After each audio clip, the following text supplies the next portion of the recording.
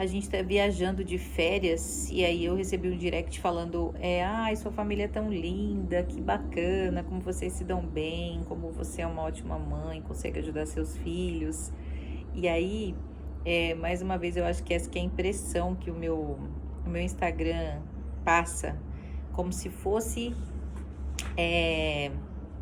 querer mostrar um lado bom do autismo, se é que o autismo tem algum lado bom, ou romantizar, como muitas pessoas vêm dizendo que tem muitos perfis romantizando o autismo. E aí, eu acho que o que eu quero passar mesmo de verdade é o recado assim, olha, independente do autismo, para além do autismo, apesar do autismo, somos uma família. E essa família tem fotos fofas de momentos bons que a gente capturou ali, né, através da foto, do vídeo, aquele momento. É claro que eu não vou colocar aqui vídeos de quando minha filha tá totalmente desregulada, que ela sai correndo, que ela... Aliás, né, nessa hora você nem consegue pegar o celular para registrar nada, por mais que você tenha um propósito de conscientização, de falar sobre o assunto, é desesperador. Então, nem o que você estuda você lembra na hora dessas situações, é mais no dia a dia, no tato mesmo ali, na hora. E algumas vezes o descontrole da criança, a explosão de raiva, também acaba causando a reação em você de descontrole emocional também. Então, somos todos autistas, né? Apesar de descobrir tardiamente, a gente tem as mesmas dificuldades que as crianças têm. E aí, olhando o comportamento das crianças, você consegue espelhar o seu comportamento e consegue ver mais ou menos como que você deve lidar com a situação. Mas na hora mesmo da loucura, do grito insuportável que todo mundo para olhar, das fugas que você tem que sair correndo atrás para a criança não se machucar. Existem até relatos aí de catástrofes que aconteceram de crianças que se soltaram e aconteceu coisas terríveis. Enfim, o funcionamento, as esquisitices sensoriais de cada um deixa tudo mais difícil. Quem me acompanha há bastante tempo, já me conhece, sabe que se eu vou viajar para um lugar, pela previsibilidade, pelo conforto emocional que isso causa, o meu marido quer voltar sempre no mesmo lugar. E aí, além do conforto emocional e previsibilidade, outros fatores, como um lugar que não faça muito calor, porque ele sente o calor muito mais que todo mundo, ele tem a sensibilidade sensorial muito extrema, e aí ele tem crise de sudorese, deixa ele super irritado. Outros fatores como o clima, a população do local, as ideias que eles defendem, como eles se comportam. Então, tudo isso faz com que ele tenda a ir somente para um lugar. E aí, em 19 anos juntos, entre namoro e casamento, né? Eu vou tentando de uma forma assim, bem... pouco intrusiva, sem ser muito extrema. Eu vou tentando ir introduzindo outros passeios, outras coisas pra gente conhecer, mas é muito difícil. E aí a gente passeou bastante antes das crianças, inclusive numa conversa esses dias, enquanto a gente passa pelos problemas, a gente senta depois para refletir sobre eles. Eu disse para ele, talvez o período de 5 anos que nós passamos casados ali, talvez não, né? Certeza isso. O período de 5 anos que nós passamos casados sem ter filhos, que a gente tentava e não conseguia, era um período de maturação do nosso convívio. A gente estava aprendendo a lidar um com o outro, a aceitar um ao outro, a amar e compreender apesar das dificuldades. E aí, depois que a gente já tinha isso mais solidificado, aí Deus, em sua infinita bondade e sabedoria, nos mandou os filhos. E aí veio aquela criança incrível que é o Caio, que não vê problema em nada, é um cara diferentão, é um cara de boa. E bem na hora que a gente achou que era fácil essa brincadeira, veio a Laís e com bastante dificuldade, com bastante exigência de que tirássemos de nós o melhor que a gente pudesse para poder ajudá-la. E sem saber que a gente ia somente ajudá-la, a gente também consegue se ajudar, porque a Laís trouxe propósito, a Laís trouxe uma lanterna. Sabe quando você pega uma lanterna assim num lugar escuro e você ilumina, um farol? Ela trouxe essa perspectiva de que a gente precisa lapidar na gente o que talvez a gente queira ajudar o outro. Enfim, nessa imersão de descobertas, para sair uma foto bonitinha de um momento bom, existiam inúmeras problemáticas. Meu marido lutando com a dificuldade dele de coisas sem planejamento, ele não consegue fazer coisas sem planejamento. Eu com meu ímpeto de fazer coisas sem planejamento, que eu quero muito, simplesmente sair e pegar o carro e almoçar em outra cidade. Para ele tem que fazer um estudo do local, fazer um estudo do trajeto, ter primeiro aquela sensação de conforto, de controle, para depois fazer. E eu quero aquela sensação de o que pode ter lá de diferente, que pode ser legal, que a gente pode conhecer. E aí já tem essas duas situações. Daí vem o calor que desestabiliza ele, aí os comportamentos rígidos, né, que ele tem de às vezes vai disfarçando e dizendo, pode ser que não seja tão bom, pode ser que tenha trânsito, isso para tentar não ir. E aí eu já fico brava também, já minha rigidez cognitiva também já se apresenta, aí eu fico muito nervosa, e aí já vem as rusgas. E aí o Caio se incomoda se ele tiver molhado, ele não senta para comer de jeito nenhum. Ele sente uma aflição horrível de colocar o chinelo e a roupa por cima do corpo molhado. Eles sentem aversão total de passar o protetor solar, então é muito difícil. Tem choro, tem briga, tem melhorado muito, já digo assim que é outra vibe, mas tem muita dificuldade com isso.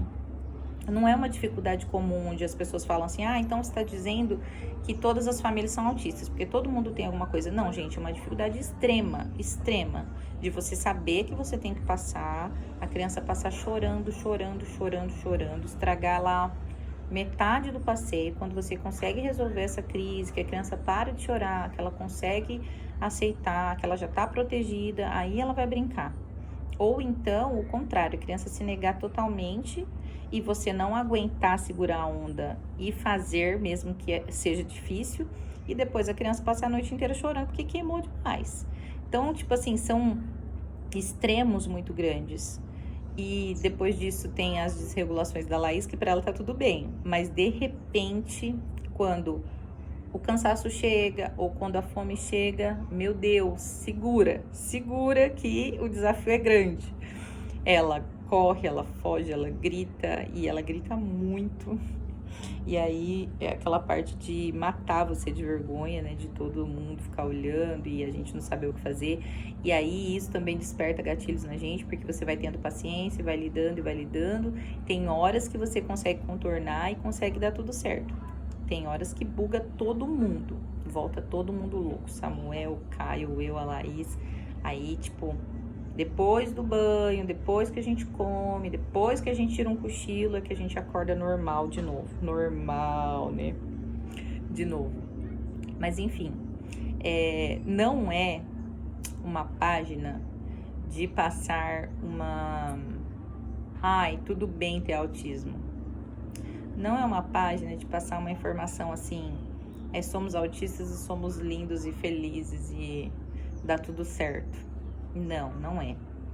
É mais para quem vive esse dia a dia, com esse tanto de labuta que a gente enfrenta, para você se sentir visto, para você se sentir acolhido, para você saber que esses desafios existem em várias famílias. E que mesmo com esses desafios, a gente continua tentando. Tem muitos dias que os desafios no espectro autista é tão forte, muitos dias. Ele é tão intenso que as crianças eu ainda não sei dizer, né? Porque eu observo o comportamento das crianças e traduzo muita coisa do comportamento adulto. Mas nas crianças eu ainda não sei dizer sobre isso, mas no adulto vem uma vontade muito forte de desviver. E a gente tem que lutar com isso todos os dias. Aqueles pensamentos negativos, intrusivos, que faz você pensar o tempo todo em desistir. E aí você olha aquelas pessoinhas que você colocou aqui no mundo antes de saber que você era bugado. E aí o fato deles virem bugadinhos também é uma parcela de, vamos dizer, de culpa. Mas é sua a responsabilidade de orientar, de conduzir, de fazer ter uma vida equilibrada e de ter uma perspectiva de uma vida sem você depois. Então é um peso forte de todas as famílias, mas nas famílias atípicas eu acho que é um pouquinho mais difícil de lidar. Enfim, também não é legal gravar os momentos de desespero, porque fica uma vitimização, uma apelação, como se a gente também quisesse se promover a partir do sofrimento da criança. Então você acaba colocando muito em evidência a criança, e não é esse o objetivo. O objetivo é você sabendo que se você estudar sobre neurodiversidade, se você pesquisar sobre comportamentos atípicos, sobre desenvolvimento humano, sobre vários tipos de funcionamento cerebral, você consegue, a duras penas, mas você consegue melhorar seu estilo de vida, melhorar suas convivências. Às vezes não, mas a gente continua tentando. Eu percebo na praia, por exemplo, o Caio tentando fazer amizade com algumas pessoas. E ele é um carinha falante como eu, ele é mais parecido comigo, a Laís é mais parecida com o Samuel. Ele vê um grupo de crianças brincando, ele fica encarando, fica brincando na dele, dando uma olhada de vez em quando. Esses dias um grupo de crianças passou na frente dele, meninos inclusive, e brincou na piscina na frente dele. E quando os meninos viraram as costas, ele fez assim, olá, parecendo um robozinho. Aí virou pra mim e falou assim, mamãe, eles não ligaram pra mim. Aí eu falei, filho, você ficou observando os meninos, esperou eles virarem as costas pra você dizer olá, e eles não viram. E aí eu tento fazer assim, indiretamente, disfarçadamente, uma intervenção, quando eu vejo que tem alguém perto dele. Esses dias na praça tinha uma criancinha com uma menina, mais ou menos da idade dele, com um cachorro. Daí eu peguei e falei, vamos conhecer o cachorro? E aí usei o cachorro para fazer uma intermediação ali, mas eu percebo que ele não consegue fazer, depois ele não consegue manter, né, uma conversa. Ele não consegue iniciar e depois não consegue manter uma conversa. E em algumas situações onde deu certo, onde a gente conseguiu desenvolver um diálogo e conversar com alguém desconhecido e tal, ele tem um modus operandi único, né? Que é de repetir as coisas que ele assiste. Então, o diálogo dele consiste em falar sobre o que ele assistiu, mas não assim, você acredita que eu estava vendo uma reportagem? Não, ele fala exatamente as falas decoradas daquilo que ele viu. Então, ele conta um post como se ele fosse o autor do post. E é complicado, é difícil. Dói um pouco você ver um menino inteligente com múltiplas capacidades e também com múltiplas dificuldades. Então, são habilidades que têm que ser trabalhadas em terapia. É uma criança que só tira 8, 9, 10 na escola, não tem nenhum problema cognitivo, mas as dificuldades sociais estão ali presentes o tempo todo. Aí a gente começa a lembrar de como a gente tinha problemas de amizades, né, na infância, na adolescência, até hoje na vida adulta, como a gente tem problemas sociais no trabalho, imensos problemas sociais. Há a pessoa que nos ama e há a pessoa que nos odeia, não nos suporta. E isso a gente vê também nos nossos filhos. É difícil, é doloroso, mas graças a Deus eles têm uma realidade completamente diferente da nossa. Eles têm terapia, eles têm um olhar de uma família mais antenada, né, mais disposta a entender esses mecanismos para conseguir impulsionar e ajudar. Enfim, a Laís, desde ontem, ela já tinha demonstrado que ela não estava muito satisfeita na água. A gente já percebeu que já tinha mudado o comportamento dela, porque ela estava super feliz, ou na piscina ou na praia, ela estava super feliz. E aí ela começou a ficar diferente, não queria ficar na água, ela ficou bastante na areia, brincou na areia, a gente trazia para a água, ela passava na água e saía.